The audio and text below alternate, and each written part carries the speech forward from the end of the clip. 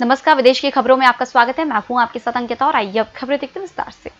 कश्मीर पर सऊदी अरब से झटका खाने के बाद पाकिस्तान के विदेश मंत्री शाह महमूद कुरैशी अपनी 1 दिवसीय चीन यात्रा पर हैनान पहुंच गए हैं। कुरैशी ने इसे बेहद महत्वपूर्ण यात्रा करार दिया है, जिसका उद्देश्य आयरन ब्रदर्स के बीच रणनीतिक भागीदारी को और ज्यादा मजबूत करना है। इस यात्रा के दौरान कुरैशी चीनी विदेश मंत्री वांग यी के साथ मुलाकात करेंगे।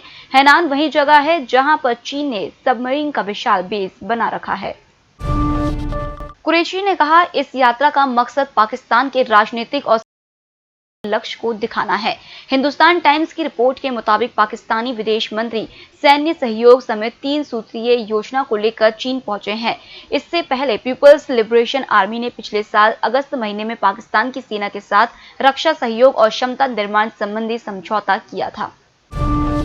राष्ट्रपति डोनाल्ड ट्रंप के पूर्व सलाहकार स्टीव बैनन को न्यूयॉर्क पुलिस ने गिरफ्तार कर लिया है। स्टीव पर आरोप है कि वे अपने 3 अन्य साथियों के साथ मैक्सिको की दीवार बनाने के नाम पर फर्जी ढंग से फंड जुटा रहे थे।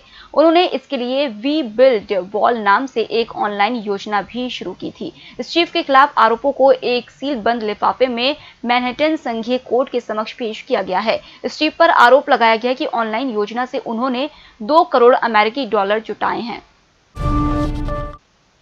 एक ब्रिटिश अदालत ने भारत से प्रत्यर्पित करके लाए गए 36 वर्षीय युवक को एक युवती के साथ दुष्कर्म करने के बाद उसकी हत्या के आरोप में दोषी घोषित किया।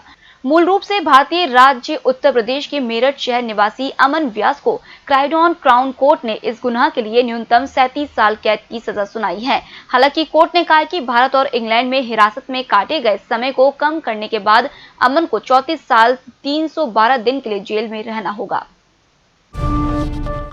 विश्व में कोरोना वायरस संक्रमितों की संख्या 2 करोड़ 26 लाख का आंकड़ा पार कर गई है। इनमें से दुनिया में 7,91,000 लोगों की इस महामारी में जान जा चुकी है।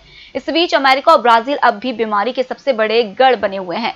पिछले 24 घंटों में दोनों देशों में मिलाकर 92,000 से ज्यादा नए मामले सामने आए हैं, जबकि इस अवधि में 2,386 लोगों की मौत हुई है।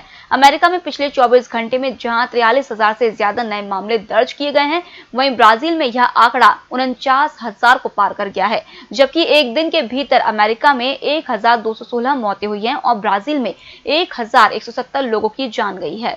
पूर्व अमेरिकी राष्ट्रपति बराक ओबामा ने कहा है कि सिखों, मुस्लिमों और अन्य समुदायों की पीढ़ियों पर उनकी पूजा करने के तरीके के कारण संदेह किया जाता है।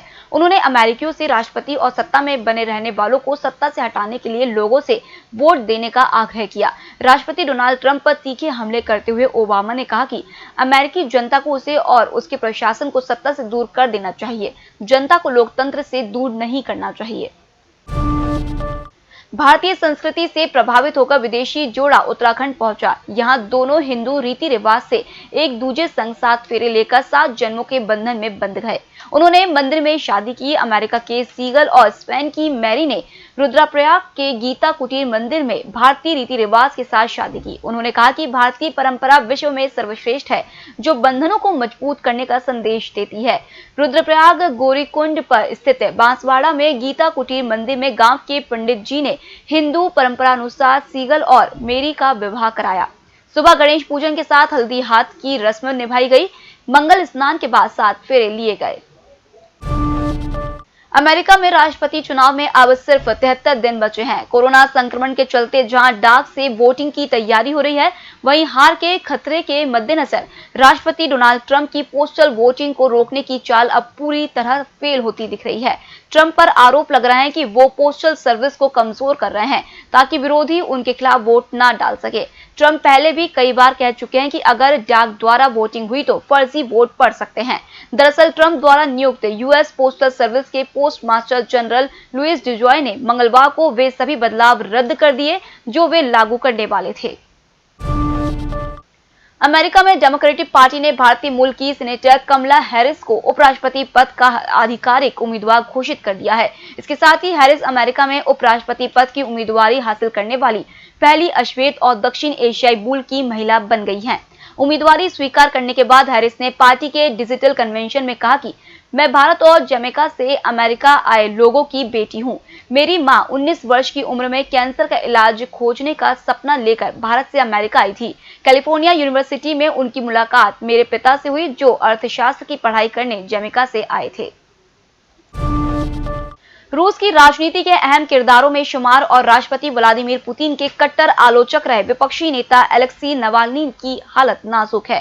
साइबेरिया से मॉस्को लौटने के दौरान गुरुवार को प्लेन में 44 साल के नवाल्नी की तबीयत बिगड़ गई। उसके बाद प्लेन की ओमस्क में इमरजेंसी लैंडिंग करवाई गई और नवाल्नी को बेहोशी की हालत में अस्पताल में भर्ती कराया गया। उनकी प्रेस सेक्रेटरी कीरा यार्मिश को शक है कि नवाल्नी को किसी ने चाय में जहर मिलाकर पिला दिया है। यार्मिश ने बताया कि तबीयत बिगड़ने से पहले नवाल्नी ने सिर्फ चाय पी थी। फिलहाल इस बुलेटिन में इतना ही। आप बने रहिए एमएस टीवी के साथ। नमस्कार।